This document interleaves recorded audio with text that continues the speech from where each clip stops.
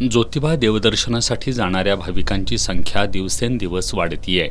आज रविवार असल्यानं देवदर्शनासाठी काही भाविक वारणा कोडोली मार्गे गिरोली घाटातून प्रवास करत होते.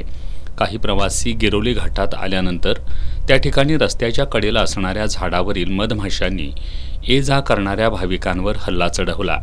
यामध्ये कोल्हापूरचे ओम राजेंद्र गुरव, जाखलेच्या अनिता धनाजी खोंदरे, श्रेया संदीप खोंदरे, धनाजी महादेव खोंदरे, केखलेच्या रोहित कांबळे या भाविकांना मधमाशांनी चावा घेतल्यामुळे जखमी झाले.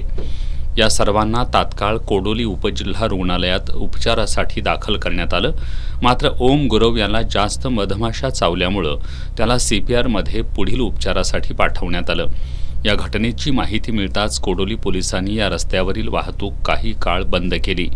झाडावरील मधमाशांचे पोळे स्थानिक ग्रामस्थांनी काढल्यानंतर वाहतूक सुरळीत सुरू करण्यात आली.